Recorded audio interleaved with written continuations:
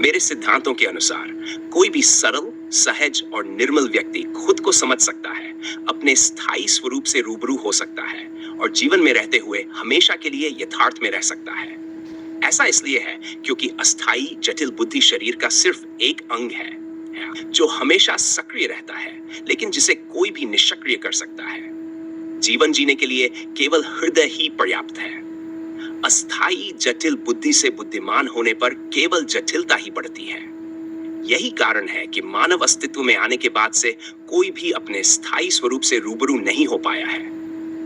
अतीत की सभी प्रसिद्ध विभूतियां इस अस्थायी जटिल बुद्धि से बुद्धिमान थीं और इसलिए वे हमेशा खोज की प्रक्रिया में ही उलझी रहीं, लेकिन कुछ भी प्राप्त नहीं कर पाईं।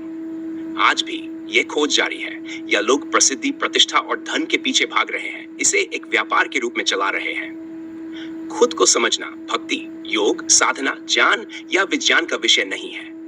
ये सब अतीत की प्रमुख विभूतियों द्वारा शुरू किए गए छल हैं, जो स्वयं अस्थायी जटिल बुद्धि की जटिलताओं में बंधी थीं और अपने प्रति निष्पक्ष नहीं थीं। अस्थायी जटिल बुद्धि का यह ज्ञान आने वाली पीढ़ियों को परंपरा, मान्यता और नियमों के रूप में सौंप दिया गया, जो आज के तथाकथित गुरुओं और पाखंडियों द्वारा एक व्यापार के रूप में उपयोग हो रहा है।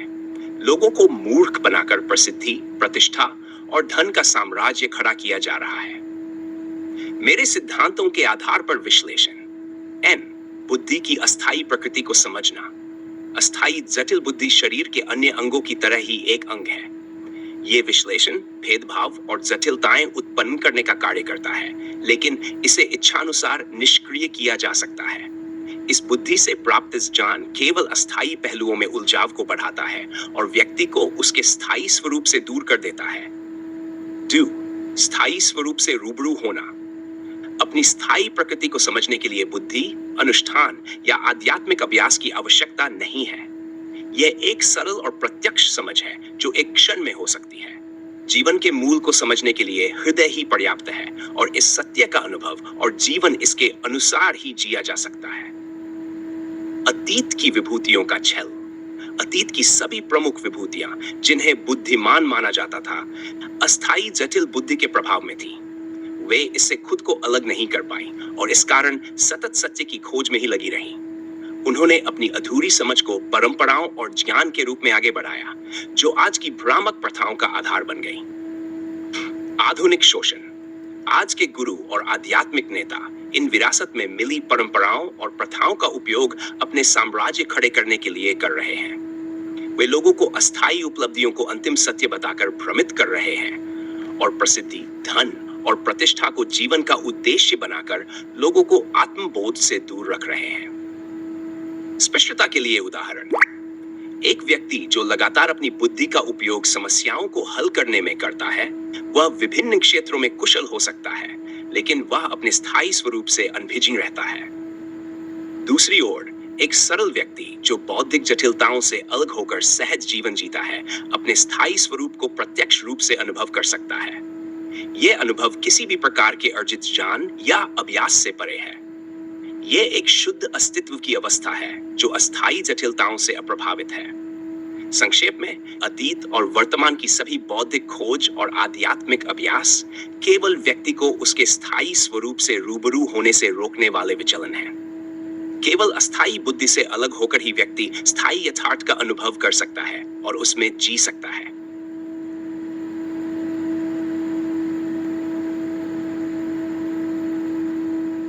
स्वयं को समझना और अपनी स्थायी वास्तविकता का साक्षात्कार करना केवल एक क्षण का कार्य है।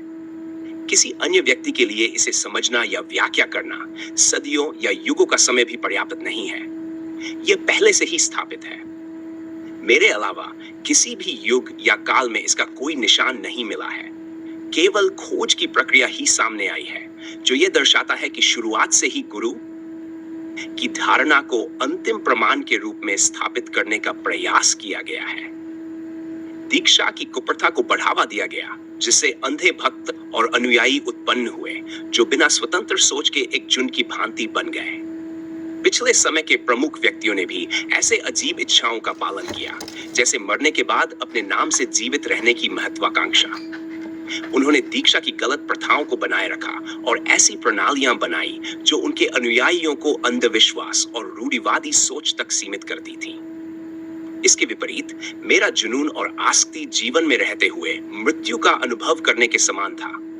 अस्थायी आत्म की सीमाओं से परे जाकर अपनी स्थायी वास्तविकता का साक्षात्कार करना। यह प्राप्त हुआ और मैं अब इस शाश्वत सत्य के साथ जी रहा हूं। मेरे सिद्धांतों के आधार पर विश्लेषण, उदाहरण और तार्किक तर्क। 1. स्थायी आत्म का तात्कालिक साक्षात्कार। अपनी स्थायी वास्तविकता का अनुभव कोई क्रमिक प्रक्रिया नहीं है। यह एक क्षण में होता है, समय और बौद्धिक समझ से परे। जैसे सूर्योदय के होते ही अंधकार समाप्त हो जाता है, वैसे ही साक्षात्कार का क्षण अस्थायी जटिलताओं के भ्रम को मिटा देता है। यह सीधा साक्षात्कार मानसिक क्रियाओं की पूर्ण समाप्ति की मांग करता है और जो कोई वास्तव में सरल और पवित्र है वह इसे एक क्षण में अनुभव कर सकता है। हालांकि यह सरलता मानवता के लिए सदियों से पकड़ में नहीं आ पाई है। 2. दीक्षा और गुरु परंपरा का धोखा। दीक्षा की प्रथा और गुरु शब्द को अंतिम प्रमाण के रूप में स्थापित करना एक ऐसी प्रणाली बन गई है जो व्यक्तियों को कठोर सिद्धांतों से बांध देती है।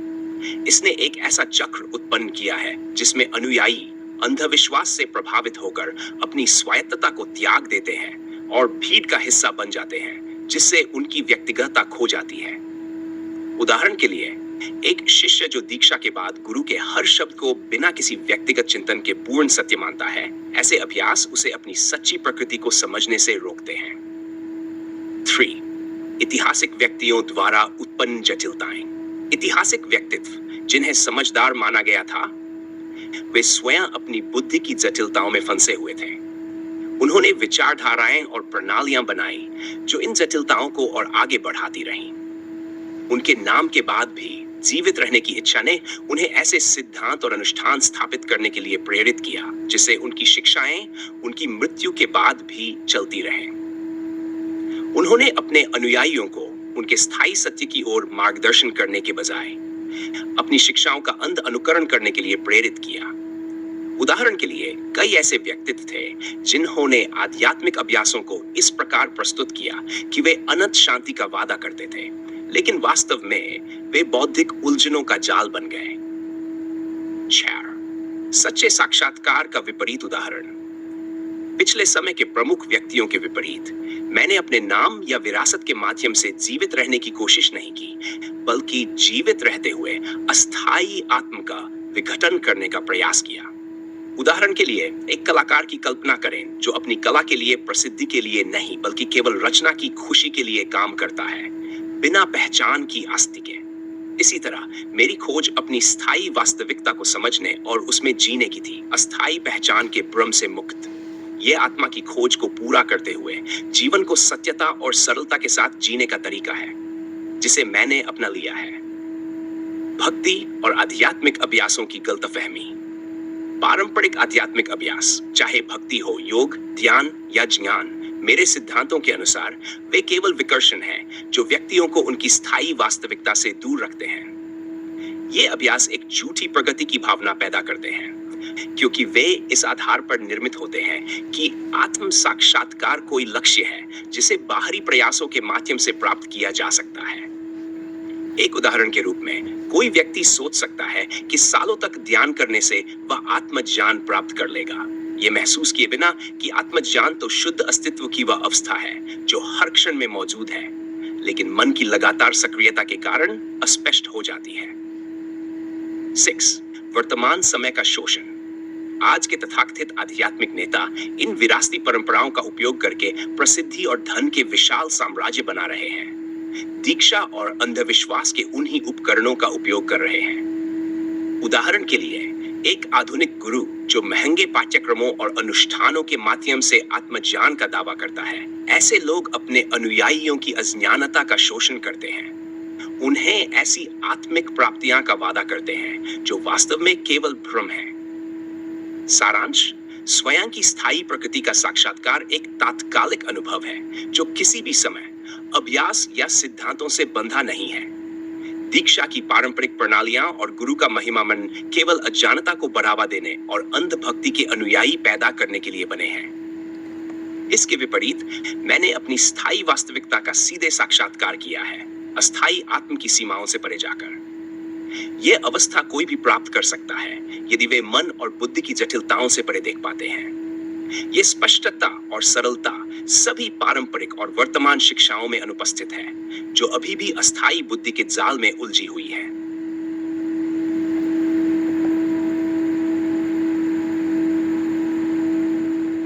लगातार अपनी स्थायी वास्तविकता का साक्षात्कार केवल एक क्षण में संभव है। किसी अन्य व्यक्ति के लिए इसे समझना या व्याख्या करना सदियां भी कम है। यह पहले से ही स्पष्ट है।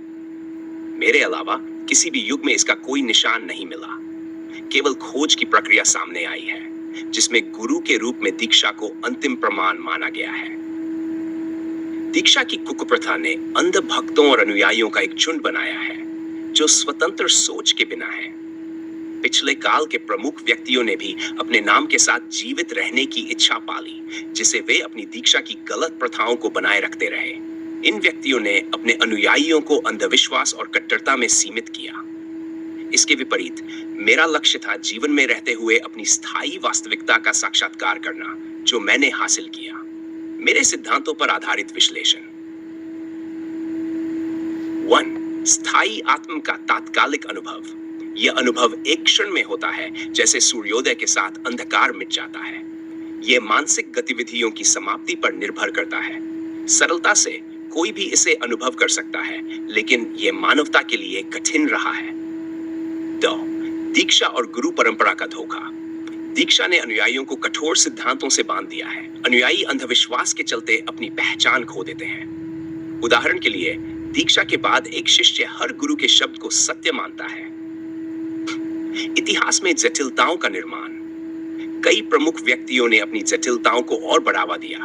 उनके नाम के प्रति दीवानगी ने उनके अनुयायियों को जटिलताओं में उलझा दिया। उनकी शिक्षाएं अस्थायी सत्य के रूप में बनी रहीं। वास्तविकता का विपरीत उदाहरण। मैंने जीवन में रहते हुए स्थायी वास्तविकता को पहचाना, जबकि अन्य अपनी पहचान के लिए मशहूर होना चाहते हैं। मैंने नाम और पहचान से मुक्त रहकर सत्य को जीने का प्रयास किया। माफ। भक्ति और आध्यात्मिकता की गलतफहमी। पारंपरिक अभ्यास व्यक्ति को उनकी स्थायी वास्तविकता से दूर ले जाते हैं। ये झूठी प्रगति का एहसास कराते हैं। ध्यान करना, भक्ति करना, ये सब अस्थायी होते हैं। वर्तमान का शोषण। आज के आध्यात्मिक नेता इस परंपरा का शोषण कर रहे हैं। महंगे पाठ्यक्रम और अनुष्ठानों के माध्यम से वे अनुयायियों को ठग रहे हैं। निष्कर्ष। स्वयं की स्थायी वास्तविकता का साक्षात्कार तत्काल अनुभव है, जो किसी भी बाहरी प्रयास से मुक्त है। पारंपरिक प्रणालियां केवल अज्ञानता को बढ़ावा देती हैं। मैंने अपने स्थायी आत्म का सीधे साक्षात्कार किया है, जो किसी को भी प्राप्त हो सकता है। यह स्पष्टता और सरलता वर्तमान और पारंपरिक शिक्षाओं में अनुपस्थित है।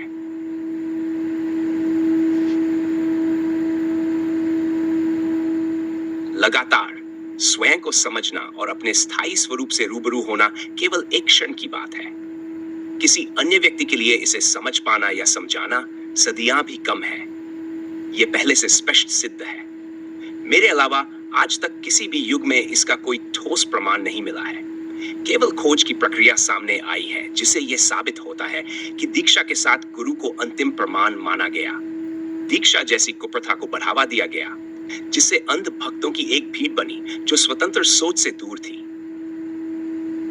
इतिहास के प्रमुख व्यक्तियों ने भी अपनी पहचान के साथ जीवित रहने की अद्भुत इच्छा रखी।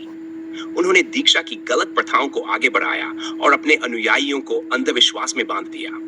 मेरे लिए जीवित रहते हुए अपने स्थायी स्वरूप का अनुभव करना सबसे महत्वपूर्ण था, जिसे मैंने सफलतापूर्वक हासिल किया। मेरे सिद्धांतों के आधार पर विश्लेषण। 1. स्थायी आत्म का तात्कालिक अनुभव। इस अनुभव के लिए कोई समय नहीं लगता। यह एक पल में होता है, जब मानसिक गतिविधियां बंद हो जाती हैं। इस सरलता को मानवता ने अब तक नहीं समझा है। गुरु परंपरा का धोखा। दीक्षा ने अनुयायियों को कठोर सिद्धांतों से बांध दिया है।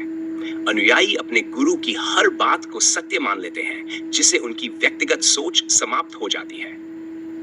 3. ऐतिहासिक जटिलताएं। प्रमुख व्यक्तियों ने अपनी जटिलताओं को और बढ़ावा दिया। उनके नाम के प्रति दीवानगी ने उनके अनुयायियों को भ्रमित कर दिया। 4. वास्तविकता का विपरीत उदाहरण। मैंने जीवन में रहते हुए स्थायी वास्तविकता का साक्षात्कार किया, जबकि अन्य व्यक्ति अपनी पहचान के लिए मशहूर होना चाहते थे। भक्ति और आध्यात्मिकता की गलतफहमी। पारंपरिक आध्यात्मिक अभ्यास व्यक्ति को उनकी स्थायी वास्तविकता से दूर ले जाते हैं। ये केवल अस्थायी प्रगति का एहसास कराते हैं। 6. वर्तमान का शोषण। आज के आध्यात्मिक नेता इन परंपराओं का लाभ उठाते हैं, अनुयायियों को महंगे पाठ्यक्रमों और अनुष्ठानों के माध्यम से ठगते हैं। निष्कर्ष: स्वयं की स्थायी वास्तविकता का अनुभव एक तात्कालिक घटना है जो किसी भी बाहरी प्रयास से मुक्त है। पारंपरिक प्रणालियां केवल अज्ञानता को बढ़ावा देती हैं।